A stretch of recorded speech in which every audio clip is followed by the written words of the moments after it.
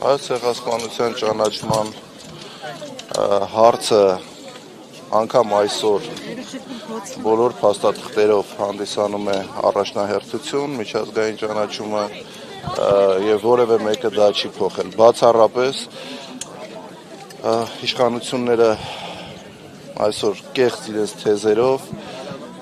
թուրք-ադրբեջանական տանդեմին հաջողանալու նպատակով փորձում են այդ հարցը հանել օրակարգից։ Պարոն Վանեցյան, այսօր Փաշինյանը դատապարտել է, սադրիչ եւ հրահրող է համարել Թուրքիայի եւ Ադրբեջանի դրոշները այրել, ասել է, որ միջազգայինորեն ճանաչված պետության դրոշները այրել այն էլ հարևանների դատապարտելի է եւ ընդունելի չէ։ Ո՞րն է ձեր վերաբերմունքը սրան, ճիշտ է նման քայլը, ճիշտ չէ, Փաշինյանը ինչ է այսքան ցավում հարևանների դրոշների համար։ Փաշինյանը, եթե միայն ցավար դրոշները այրելու համար եւ որևէ գործողություն չաներ, որը կբխեր ոչ թե հայկական պետության շահերից, այլ կբխեր բացառապես թուրք-ադրբեջանական շահերից, մենք կարող էինք այդ հայտարարությունը դիտարկել որպես երկրի ղեկավար, որը պարտավոր է պահպանել ամեն դեպքում հարաբերությունները հարևան երկրների հետ։ Բայց այս իրավիճակում Փաշինյանի խոսքերը տեղավորվում են այնտեղ, որ ինքը հերթական անգամ սպասարկում է ավելի եռանդով թուրք-ադրբեջանական շահերը, քան հայկական շահը։ Պարոն Վանեցյան, քանի որ դուք Նիկոլ Փաշինյանի հետ աշխատել եք, ուզում եմ իմանալ, այդ սպասարկումը եղել է 18 թվականից, թե 20 թվականից։ Փոխվել է։ Ես 19 թվականի սեպտեմբերին, երբ ներկայացրել եմ հրաժարական, հստակ խոսել եմ հրաժարականի պատճառների մասին։ Ես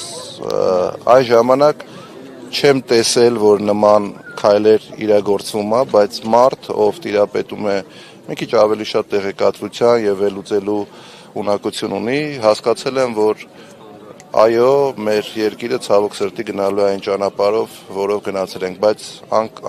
անգամ ամենավատ երազում չէին կարող պատկերացնել, որ հասնելու ենք այս իրավիճակին, որը մենք այսօր ունենք։ Պարոն Վանեցյանին հեռացնելու քայլեր ձեռնարկելու եք, թե չէ։ Ես 19 թվականի սեպտեմբերից ձեռնարկում եմ քայլեր Փաշինյանին հեռացնելու ուղղությամբ։ Ինչի՞ չի ստացվում։ Այդ հարցը ամենակարևոր հարցն է, որը մենք պետք է ինքներս մեզ տանք եւ ոչ միայն ես ինքս ինձ, այլ մնացած այն մարդիկ, մեր քաղաքացիները, հազարավոր, 100 հազարավոր քաղաքացիները, որոնք եւս ունեն այդ նպատակը, բայց ինչ-ինչ պատճառներով չի ստացվում, պատճառը նա է, որ Փաշինյանը եւ իր իշխանությունը ցանկացած քայլի դիմում են իշխանությունը պահելու համար, ցանկացած քայլի, ապօրինությունների, սադրանքների, մարդկանց ձերբակալումների, վախեցնելու, ուժ կիրառելու, ամեն ինչ անում են այս իշխանությունները, որ իշխանությունը հանկարծ չկորցնեն։ Այս մարդիկ իշխանությունը համարում են իրենց անվտանգության երաշխիքը մեկ եւ երկրորդ ամենակարևորը իրանք վայելում են իշխանությունը, ոչ թե ծառայում են ժողովրդին։ Ուստի նրանց համար իշխանության կորցնելը հավասար է մահի ճակերտների մեջ, որովհետեւ ոչ մի բան չունենալով, ոչ մեկ չլինելով այսօր նրանք հարստացել են, նրանք ունեն լծակներ, նրանք ունեն մեծ պահակախմբեր, որոնց միջոցով շրջում են ամենտեղ։ Ուստի նրանք ամեն ինչ անելու են, որ իշխանությունը չկորցնեն, բայց դա ներողություն, բայց դա մեզ չպետք է հուսահատեցնի եւ մենք ասենք դե ձեռքներս լվանանք, թող մնան։ Ոչ, պայքարելու ենք, բայց եկեք ժամկետներ չնշենք, ոնց ենք, երբ ենք ազատվելու այս իշխանություններից, հավատացած եղեք, որ հավատացած եղեք։ Ես կարծում եմ այո։ Քաղաքական դաշտում ընտրությունների միջոցով Ես կարծում եմ այո, որ կա հնարավորություն ընտրություններով ազատվել այս իշխանություններից, որը ցույց տվեցին տեղական ինքնակառավարման մարմինների ընտրությունները, հատկապես վերջի Գյումրիում եւ Փարաքյարում անցկացված, մինչ այդ, եթե կհիշեք, տեղական ինքնակառավարման մարմինների տարբեր համայնքներում եւս եղել են ընտրություններ եւ ընդդիմությունը եւս ունեցել է հաջողություն եւ հաղթանակներ։ Հիմա բայց քննադատում են Մարտուն Գրիգորյանին, որ ձայները տվեց Հատկապես ԿՊԱ-ական հատվածը ասում է, որ այլ բաներ հայտարարում, բայց իրենց ասածը ճիշտ դուրս եկավ, որ ըստ էության բոլոր առաջադրված ուժերը իրենց ձայնը վերջում տալու են Վարդան Ղուկասյանին։ ԿՊԱ-ական շրջանակների քննադատությունը կարելի է ընդունել որպես ինչ-որ լավ բան, ոչ թե վատ բան, բայց ինչ վերաբերում է Գյումրու ընտրություններին, Մարտուն Գրիգորյանը այդ առիթով հանդես է եկել մանրամասն հայտարարությամբ եւ բացատրել է իր դիրքորոշումը, որը ես ամբողջովին կիսում եմ։ Ձեր քաղաքականությունը պատրաստվում է 26 թվականի ընտրություններին։ Փայլակ ջան պատասխանեցին նոր այդ հարցին։ Ասում եք 2026-ի հերթական ընտրություններ իմպիչմենթի հնարավորություն։ Ես ասել եմ, որ չբացառելով փողոցային պայքարը եւ մնացած գործիքները, որով հնարավոր կլինի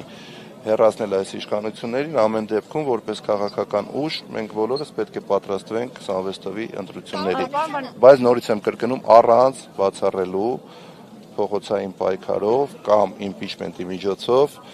այս իշխանությունների հեռացումը։ Պարոն Վանեցյան, ոտքս խփեմ գետնին, հրապարակը կլծվի, ինչու չլծվեց կամ ինչու, եթե այդ հնարավորությունները ներողություն։ Նույն հարցը ինձ այդ ժամանակ տվել է 2 տարի առաջ Ազատության մեր շատ սիրելի լրագրողներից մեկը, հիմա նույն հարցը տալիս եք դուք, այդ հարցի հետ կապված եղել է այն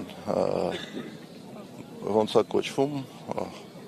փաստերի ստուգման հարթակը, որը ինձ գիտեք իմ նկատմամբ ինչ վերաբերմունք ունի, արել է մանրամասն մեկնաբանություն եւ ցույց է տվել, որ դա իշխանական քարոզչամեքենայի հերթական սուտ տեղեկությունն է։ Պարոն Վանեցյան, Ես նման բան չեմ ասել։ Կապված մի բան էլ ձեզ հարցնեմ, ամեն դեպքում քվեները ապահովեցին ընտրվեց, բայց իշխանական հատվածից ասում են, որ այդ համագործակցությունը չի լինի, քանի որ կոալիցիա չի, այսինքն ուղղակի աջակցեցին եւ այդպես նրան ընտրեցին, այսինքն դուք ինչ եք կարծում, կհաջողվի դիմադիր ուժերին կամ կա այդ քաղաքական պատրաստակամությունը համագործակցել եւ կառավարումը Գյումրիի ապահովել նաեւ օրինակ տարբեր հարցերում քվեարկություններով եւ այլն, ինչ որ ճգնաժամի Ցանկացած հարց, որը կլինի իշա Գյումրու եւ գյումրեցու, ես վստահ եմ, որ ընդդիմադիր դաշտում կլինի կոնսենսուս եւ կընդունվեն որոշումներ։ Պարոն Վանեցյան, այս իշխանությունների եք եղել, հիմա արդիական է նորից դարձել, ով բերեց իշխանության Նիկոլ Փաշինյանին, ով ԱԱԾ-ի մեկուսարանից արձակեց նրան, կային արդյոք դրսի ուժեր, որոնք ներգրավեցին այդ հարցում։ ԱԱԾ-ն այդ պարագայում, երբ ես այն ժամանակ ԱԱԾ-ում էի, ես նման տեղեկատվության չէի գտել, ինչ վերաբերում է ով բերեց, բոլորը գիտեն, թե ինչ եղավ, բոլորը աչքի առաջ է եղել 7 տարի առաջ, թե ինչ էր կատարվում մեր երկրում փողոցներում եւ ստեղծվեց մի իրավիճակ, երբ Նիկոլ Փաշինյանը կարողացավ վերցնել իշխանությունը։ Բայց ինչ են Ջայրանն ու թիմակիցները մեղադրում հանրապետականին այդ ես այդ քննարկումներին չեմ մասնակցում, այդ թեզը չեմ կիսում եւ առհասարակ փորձում եմ դրա մասին չխոսել, որովհետեւ իմ Իշխանազավթումը կիսում եք, Սերժ Սարգսյանը ասում է 18-ին իշխանազավթում է եղել։ Որպես քաղաքական գնահատական այո, որպես իրավական գնահատական ոչ, որտեղ ես մշտապես քաղաքական եւ իրավական գնահատականները տարբերում